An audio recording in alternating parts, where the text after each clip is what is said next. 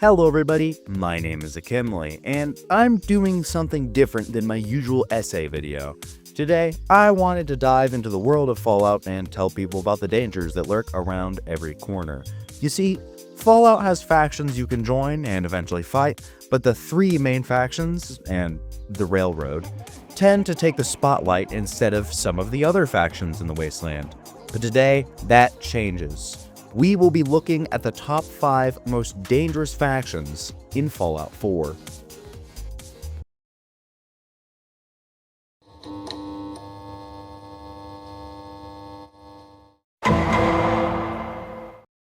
In number 5, I have the most generic hostile faction in Fallout 4, the Raiders.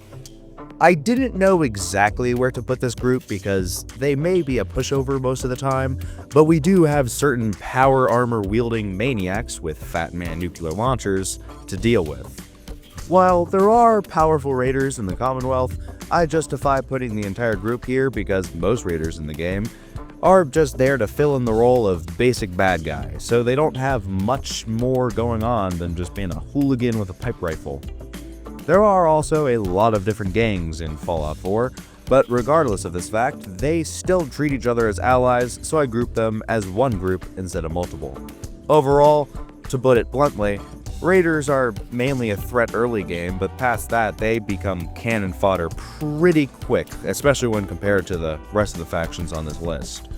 Of course, I could just stop there, but I wanted to look at what the average Raider has to show when it comes to gear and equipment.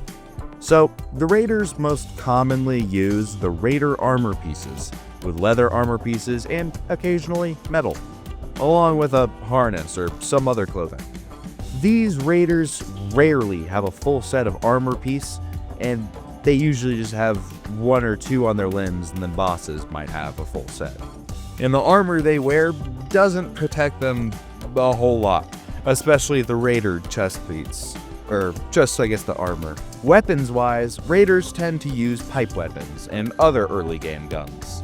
Pipe guns are most definitely one of the worst guns in the game, but regardless, if 5 Raiders are shooting at you at once with pipe weapons, you might not be able to complain about their performance. And again, before someone comments on it, I know, plenty of Raiders have better weapons or armor than this, but I am talking about what the generic average Raider is most likely going to have. Anyways, let's move on to number 4.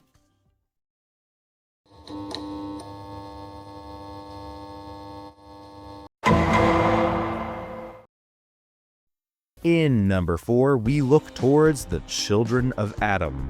It should be noted, as I talk about this group, I am not talking about the joinable faction in the Far Harbor DLC. I'm instead talking about the several groups that you will always be hostile to in the main game. While the Gamma Guns aren't the most intimidating, and definitely bring them down a bit, mainly because I think those guns are goofy as fuck. The Lighthouse and the Children of Atom Shrine are relatively hard to take down in the base game due to the abundance of turrets, a crap ton of Atom's followers, and these fucking nuke mines. I know for the average player, it is pretty easy to defuse these mines, but it is extremely powerful for a faction to know how to make nuclear landmines. Overall, I put the Children of Atom in 4th place because they are most definitely better than the average Raider, but other than the 2 notable hostile bases they have, the Children of Atom do not pose much of a challenge. Now, for the equipment that these radioactive monks use, the Children of Atom do not wear armor as much as the other factions on this list and prefer to wear robes. The Gamma Gun, that is used exclusively by them, for the most part, is fairly effective when used by multiple individuals at once due to the gun quickly taking the health away from an enemy. The Children of Atom individually are fairly weak, but together, they are fairly dangerous. With number 4 done, let's move on to number 3.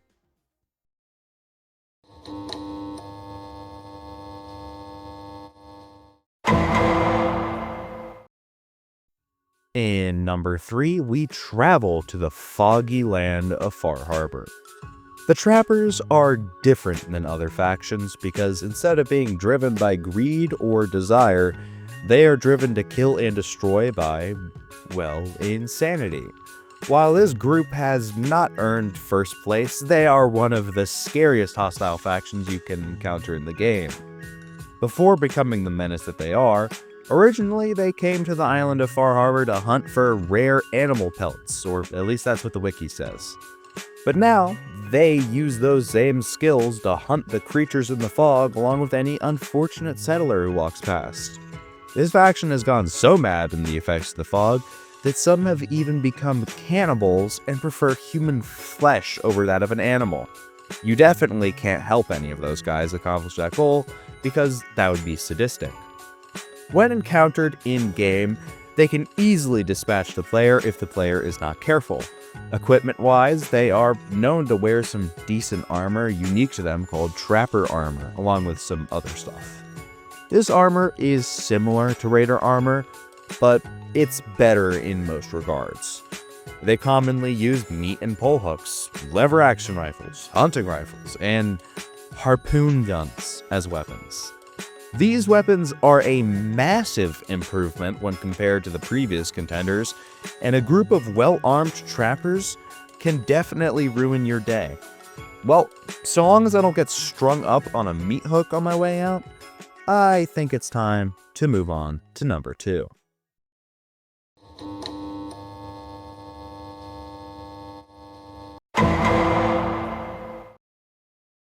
In number 2, we once again come back to the Wasteland to talk about the Merc menace in the Commonwealth, the Gunners. The Gunners may not always be immediately hostile because they are mercenaries first and foremost, but when they have a job to do, you better get out of their way.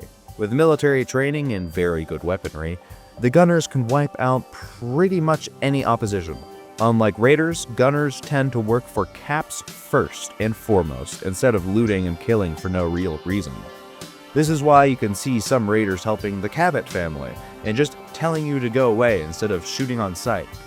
When it comes to an operation in which they are attacking a building or attempting to recover something, the Gunners pose a very big threat, but they are a much bigger threat when they are given time to prepare defenses and equip their troops.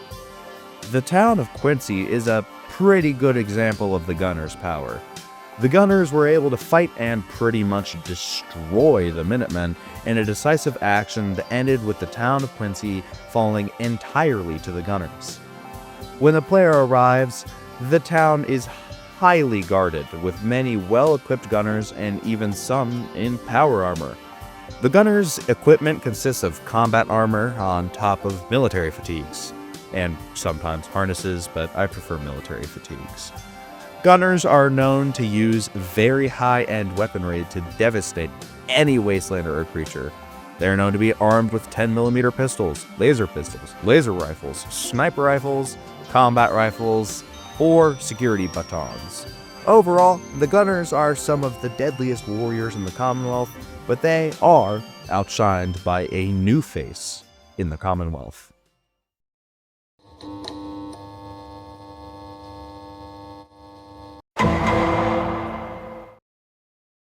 In number 1, we look towards the former US government turned mass murderers, the Enclave. The Enclave remnants don't have any real importance towards the main story of Fallout 4, but should you steal their property or even walk upon one of their bases on accident, then you will find a rude awakening.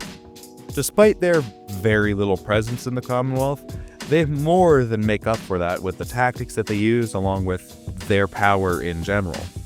The Enclave Remnant have many small outposts in the Commonwealth with usually only a few soldiers at each, but regardless of this, they still pose a massive threat because they are literally the extension of the US government that survived the war. Now, I really don't have much more to say about them because the equipment does the talking. Most soldiers are either armored with power armor, really good power armor, or combat armor. The only group that I can think of that may have this many individuals with power armor is the much bigger Brotherhood of Steel, armed with plasma weapons, heavy incinerators, Tesla cannons, and even air support with vertibirds. This faction is pretty powerful. I think that if this faction had a little bit more manpower, they could destroy pretty much every other faction, including the 4 joinable ones, pretty much without remorse. Well, with the Enclave covered, I guess that's the end of the video. Make sure to like, subscribe, and all that jazz, but with no further ado, to not waste any of your time, my name is Akimley, and I'll see you later.